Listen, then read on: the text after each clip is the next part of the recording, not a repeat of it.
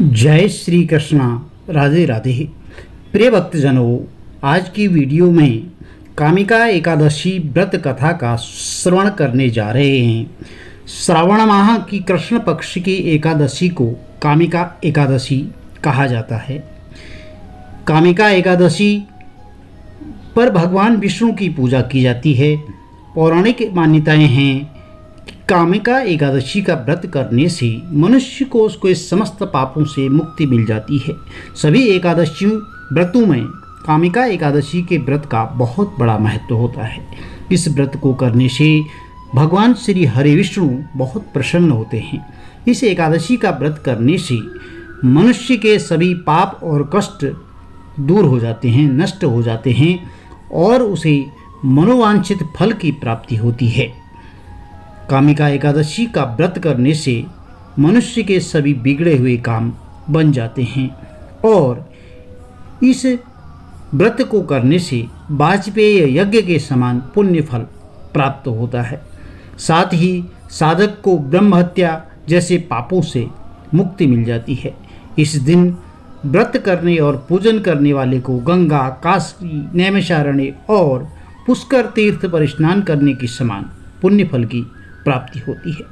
इस दिन भगवान श्री हरिविष्णु की आराधना करने से सूर्य व चंद्र ग्रहण पर कुरुक्षेत्र और काशी में स्नान करने के बराबर पुण्य फलों की प्राप्ति होती है।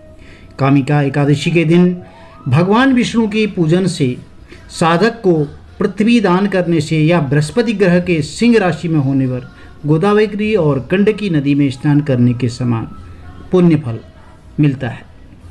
कामिका एकादशी के व्रत में भगवान श्री हरिविष्णु की पूजा की जाती है। प्रिय भक्तजनों, कामिका एकादशी का व्रत महान पुण्य फल देने वाला होता है कि ब्रह्मा जी ने इस व्रत का महात्म्य नारद जी को सुनाया था और नारद जी की जिज्ञासा को शांत करने और उनके द्वारा जन कल्याण के लिए पूछे गए प्रश्न के उत्तर में ब्रह्मा जी ने नारद जी को इस व्रत के विषय में बताया था। चलिए कथा आरंभ करते हैं। बोलिए विष्णु भगवान की जय। एक बार धर्मराज युधिष्ठिर ने भगवान श्री कृष्ण से श्रावण मास की कृष्ण पक्ष की एकादशी के विषय में जानने की इच्छा व्यक्त की। तब भगवान श्री कृष्ण ने उन्हें कामिका एकादशी का संपूर्ण महात्म्य जो ब्रह्मा जी ने नारद जी से कहा था वह सुनाया। फिर श्री कृष्ण ने युधिष्ठिर को कामिका एकादशी की कथा सुनाई और कहा, हे राजन, मैं आपसे अब कामिका एकादशी की कथा कहता हूँ, आप ध्यानपूर्वक सुने। बहुत समय पहले की बात है। एक नगर में एक जमींदार रहता था। वह स्वभाव से क्रोधी और शरीर से बहुत ही बलवान था। उसके निकट ही एक ब्राह्मण रहता था। उस जमींदार की उस ब्राह्मण से बिल्कुल भी नहीं बनती थी। वह अक्सर आपस में लड़ते झगड़ते रहते थे। एक दिन उनका आपस का लड़ाई झगड़ा बहुत बढ़ गया और क्रोध में आकर के, आवेश में आकर के उस जमींदार ने उस ब्राह्मण की हत्या कर दी। क्योंकि क्रोध सबसे बुरी चीज़ होती है। जब उसका क्रोध शांत हुआ तो उसे यह एहसास हुआ कि उससे महापाप हो गया है। ब्राह्मण की हत्या करने से उसे ब्रह्म हत्या का पाप लग गया है। ब्रह्म हत्या के कारण नगर के सभी लोगों ने उसका त्याग कर दिया। नगर का कोई व्यक्ति उससे कोई भी संबंध रखने को तैयार नहीं था। ब्रह्म हत्या के कारण उसका समस्त यश नष्ट हो गया।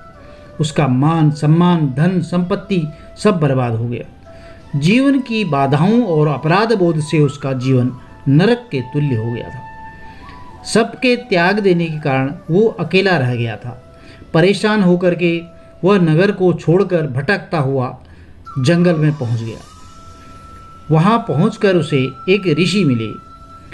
उस जमींदार ने अपनी सारी कहानी उन्हें सुनाई और उनसे सहायता मांगने लगा। तब ऋषि को उस पर दया आ गई और उन्होंने उसे पापों से मुक्त होने का उपाय बताया। ऋषि ने कहा, हे वत्स, ब्रह्म हत्या के पाप से मुक्ति पाने के लिए तुम्हें परम पुण्यदायिनी कामिका एकादशी का व्रत करना होगा। और फिर ऋषि ने उसे व्रत की सारी विधि बता दी। उस जमींदार ने ऋषि के कहे के अनुसार कामिका एकादशी का व्रत किया तो उसके सभी पाप नष्ट हो गए और भगवान ने उसे स्वप्न में दर्शन देकर कहा, हे वत्स, अब तुम्हारे सभी पापों का निवारण हो गया है। कामिका एकादशी के व्रत के प्रभाव से तुम अब ब्रह्म हत्या के पाप से मुक्त हो गए हो। अपने पापों से मुक्त होकर वह जमींदार इस लोक में सुख भोग करके अंत में मोक्ष को प्राप्त हुआ। बोले श्री विष्णु भगवान की जय। मित्रों, यदि आपको वीडियो में दी गई कथा अच्छी लगी तो आप चैनल को लाइक, शेयर और सब्सक्राइब जरूर कीजिए। साथ में बेल आइकन अवश्य प्रेस कर दीजिए जिससे आने वाले वीडियोज़ की नोटिफिकेशन आपको ठीक समय पर मिलती रहे। श्री हरि विष्णु की आपको और आपके कुटुंब में कृपा बनी रहे, आपका घर धन धान्य से भरा रहे। जय माता दी।